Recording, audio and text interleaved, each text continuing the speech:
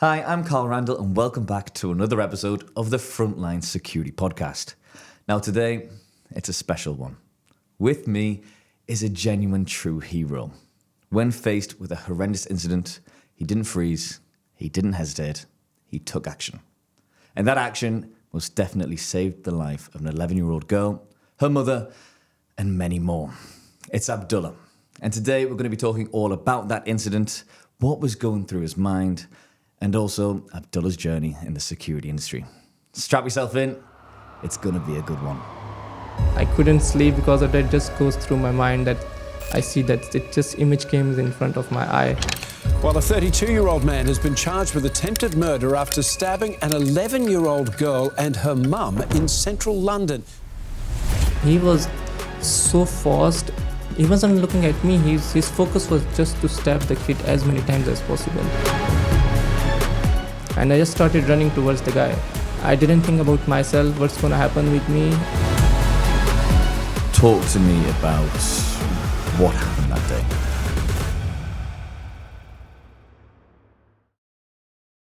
Okay, so Abdullah, firstly, thank you for taking the time to come and sit and have a chat with me, because I know you've been incredibly busy over the past week. Thank you for having me. So, let's start off with, how long have you been in the security industry for? So I'm working full-time for last 8 months, and like part-time from last 2.5 years I'm working in security. Okay, so 8 months full-time, it's quite new to the industry almost. Yeah. So what made you actually choose security in the first place? So as a child, I was always into police and military field. And after moving to this country, I got to know that on this visa, I am not able to join the police or military.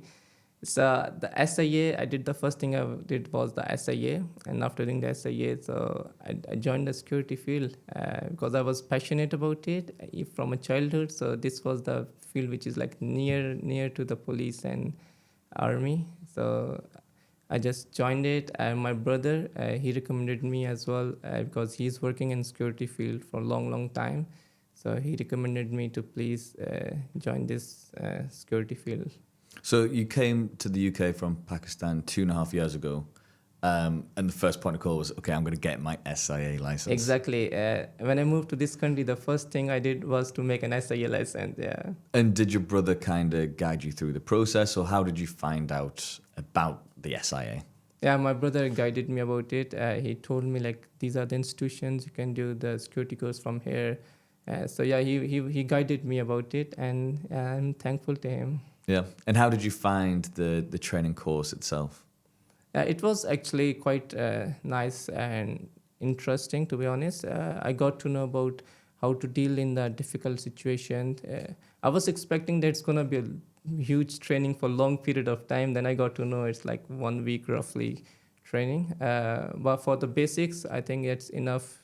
It covers all the basics for the security. And was it your security officer license or door supervisor license you got? It was a door supervisor license. Yeah.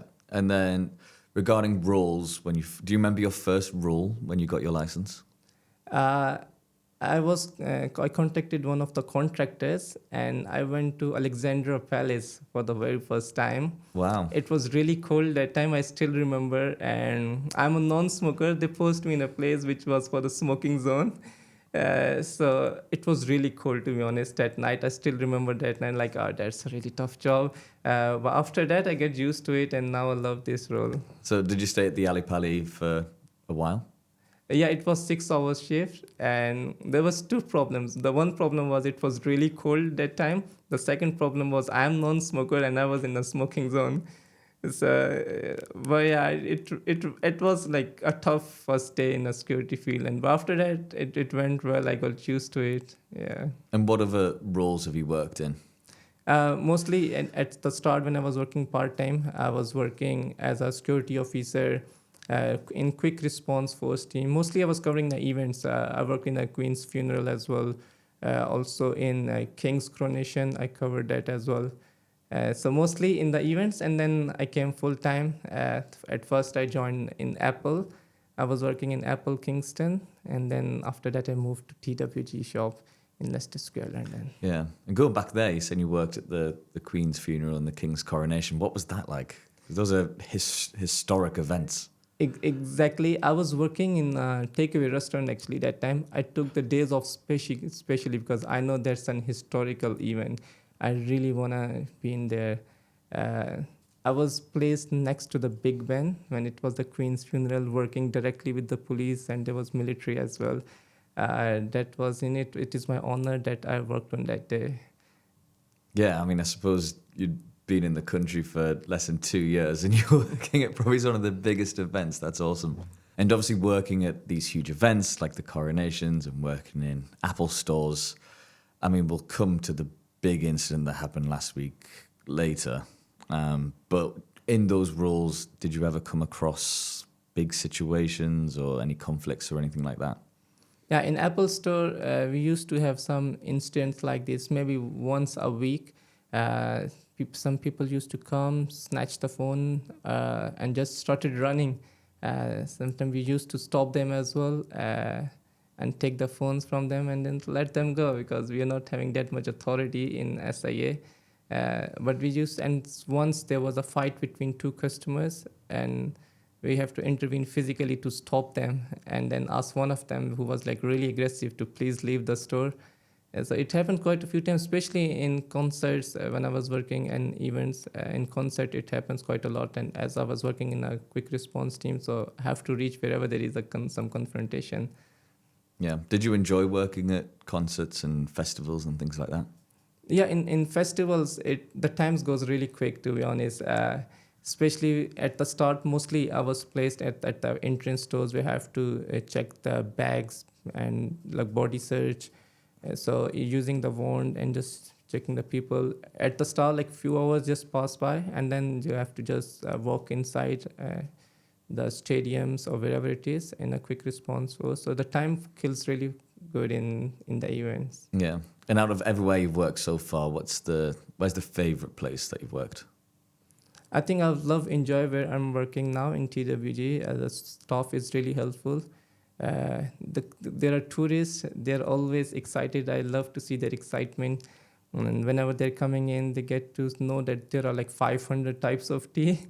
So before moving to UK, I thought there are only 2 types of tea, black tea and green tea. After moving here, I got to know like so many types of tea. And when the tourists get to know about it, they are really excited as well. And with the staff, they are really helpful. And I love working where I'm working now. And what would you say is your favorite thing about working in security? I think helping people physically. Someone is in trouble, someone needs first aid, someone needs ambulance, or they need security help. They're really thankful. I can see their expressions. They mean it actually when they're saying like, thank you very much for your help and support.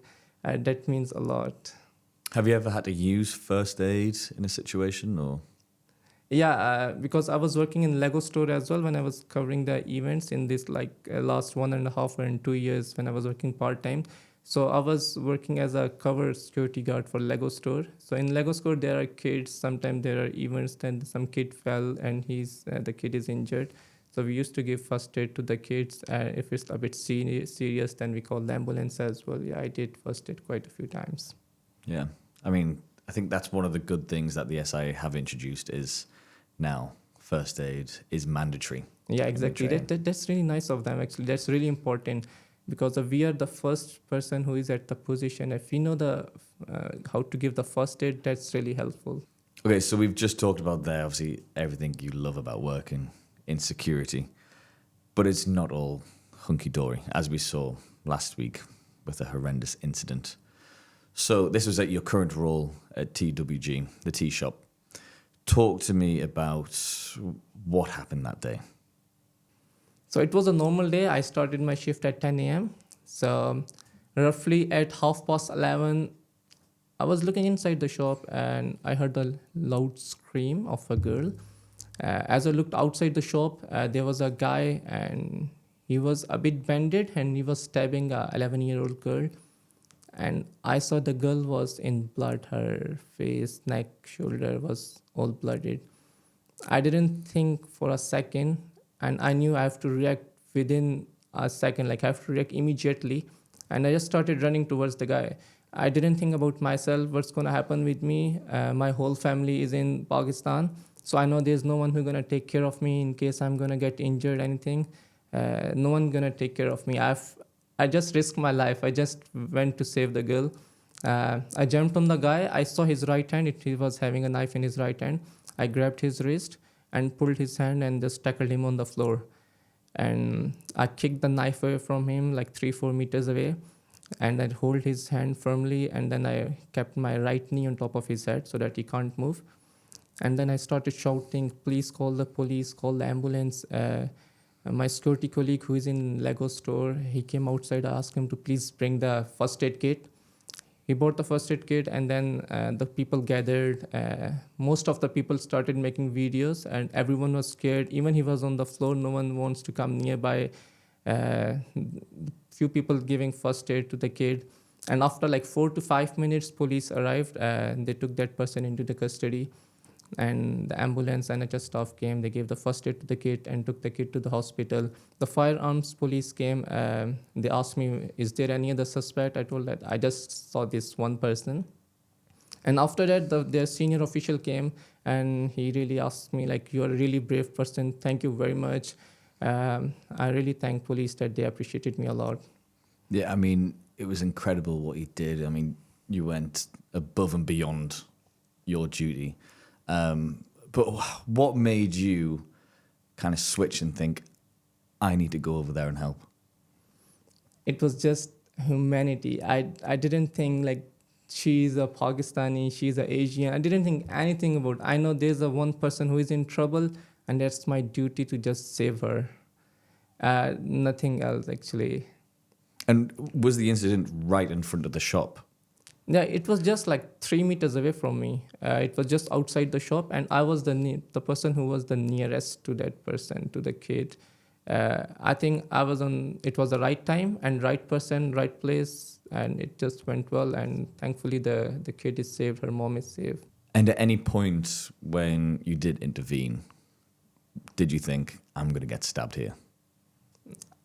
Actually, it is always a risk whenever you're going to tackle someone who is having a knife.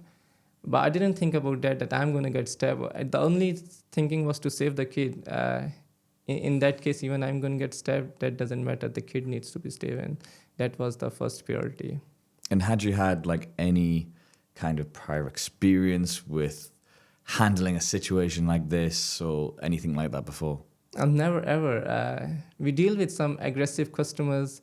I was in quick response force in events as well. I have never dealt anything like that where someone is having a huge knife and he's stabbing someone. That was a horrible scene. It's still in my mind. Sometimes I couldn't sleep because of that. Just goes through my mind that I see that it just image came in front of my eye, the blood and everything. That was a horrible time. Yeah. And I can imagine, obviously, once you got the guy on the floor, got the knife away, but still holding him down, I'm sure that felt like a lifetime. Literally, that 4 to 5 minutes feels like it's 1 hour. Where is the police? I'm like, call the police. Like, where is the police? Literally, that 4 or 5 minutes feels like a long, long time. Thankfully, there was 1-2 more person came, and then they helped as well. But literally at the start, no one. The time he was having a knife in his hand, no one wanna come near to him. No, everyone is like scared. That was the time to jump in, actually. Well, I think the average person wouldn't have jumped in. They wouldn't have thought to get anywhere near it.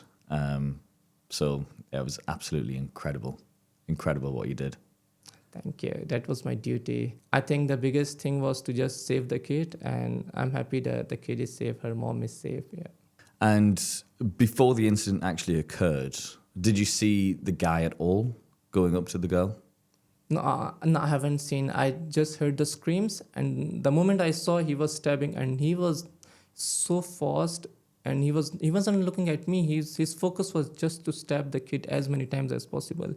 It took like 2 seconds for me to reach him, and in front of me, he stabbed like probably 2 to 3 times in front of me. So he looked like, mad to just attack a girl. Yeah. I mean, yeah, did he just look incredibly angry, or what? How would you describe how he looked? It doesn't seem like he's really angry or he was saying something. He wasn't saying anything, actually, and he was just continuously stabbing. even in this whole 5 minutes time until the police arrive, he didn't say a single word.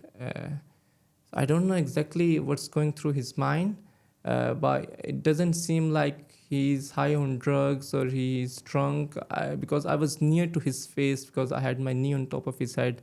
I couldn't smell anything from him, like he's drunk or he smoked any drugs or whatever. He looks completely normal. And what kind of knife did he have?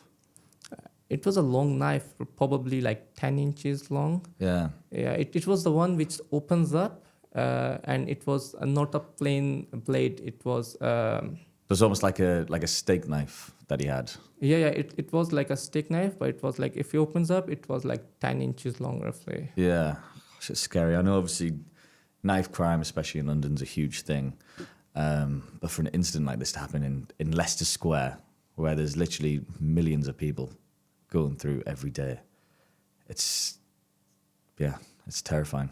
After this incident happened, the police took him away. What happened next?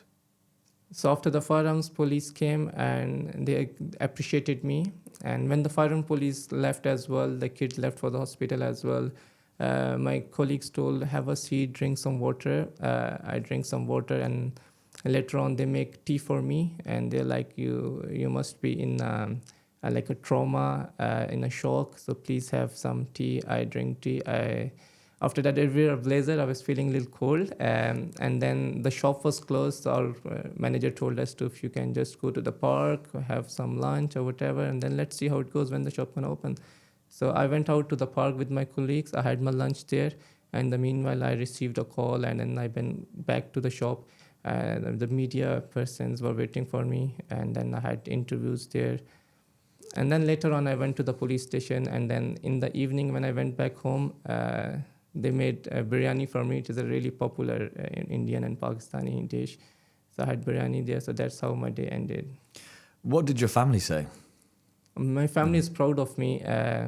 Our whole family is really brave. And not even my family, I would say the Pakistanis, we are born brave. After the incident, the whole media coverage, especially from Pakistani media, they covered me, social media, mainstream media covered me.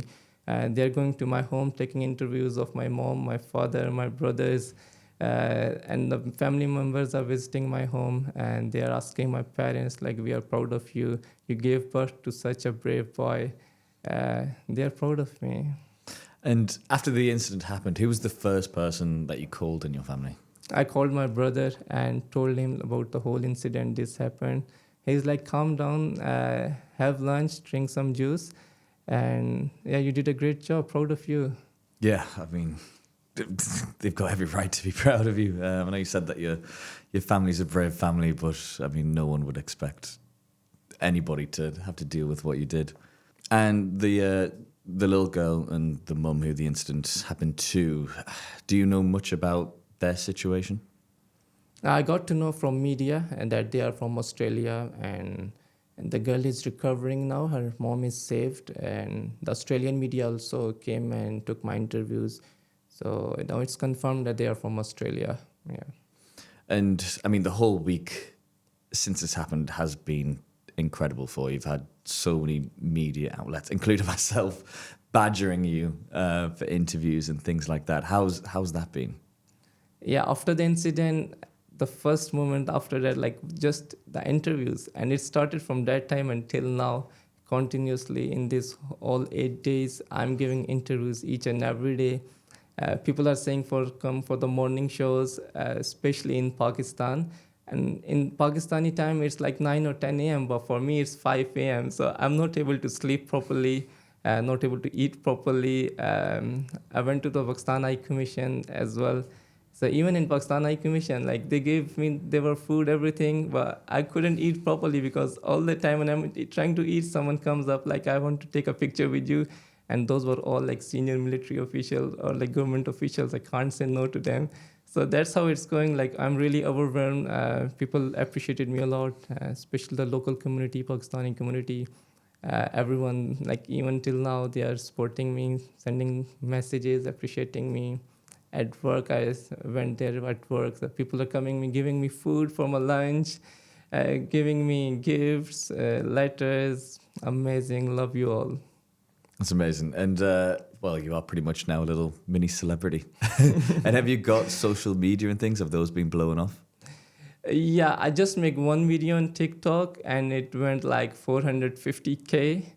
Even on, I never used TikTok before, to be honest, and Twitter as well. I never had a Twitter or X account before. After the incident, I got to know that there is some fake Twitter account and someone is sharing using my name as sharing false information. And then I have to make a new account just to clarify that's not my account. This is my only TikTok and X account and Insta account. So if you want to share, or if you want, if you want to follow me on these accounts, these are my real accounts. So don't trust the fake accounts. Well, we'll put all of the links to your official accounts in the description, so people can find the actual Abdullah, none of the fakes. Yeah. And as the press and everything has just been absolutely crazy, you're basically everywhere now. Are you finding that you're getting recognized on the streets? Yeah, exactly. When I'm walking on the streets, I can listen. People are saying, "Well done, Abdullah, hero of Leicester Square." It feels really nice. In the train stations, people recognize me. They take selfies. They're like, "Can you make a small TikTok video with us?" I really appreciate. I'm appreciated a lot. Thank you very much for their love and support. People are sending letters from the different parts of the country. When I get back to work, I saw there are many letters, gifts. Sometimes people come over to me and they're like, "I bought food for you. That's a lunch for you." So even these tiny things that means a lot to me. Thank you very much for your love and support. That's why I love this country. I love the people of this country, and it's proven now. So you've been in the security industry now for pretty much 3 years, 8 months full-time, 2 years part-time. And given the incidents that's just happened to you, would you still recommend to someone to go into the security industry for work? Yes, I would definitely recommend. If you are passionate about the security, if you want to come in security field, like you are passionate about the military, police, I would definitely recommend, please join security. And it's an amazing field to work in. You are directly involved in saving the people's life. Yeah, I would say, please, if you are passionate, do join it. Yeah. And what do you think is next in your career for security? For now, I'm working on the same place. In future, I will think that I will open my own security company. And yeah, that for now, that's the future plan. Just keep going on in this field, and then in future can have my own security company and save people's life. I mean, you're very good at saving people's lives, so keep at it. Thank you. And I mean, one final question. It's been absolutely incredible to hear your story. But what advice would you give to someone who's maybe currently working in security, and if they are faced with a similar situation, what advice would you give to them? I would say the first preference should be to save the person who is in trouble. Don't think about the consequences. At that moment, the first instinct is the main thing. If you think that you can do that, go for it. Well, Abdullah, it's been absolutely fantastic to hear your story. And as a massive thank you from Get Licensed for going above and beyond your duty, really. We'd love to give you £1,000 cash and to help you continue your career in the security industry. We'd also like to give you a CCTV course as well. Thank you very much for having me. It's been an honor and pleasure that I came here and you supported me. Thank you very much. You're more than welcome. Thank you.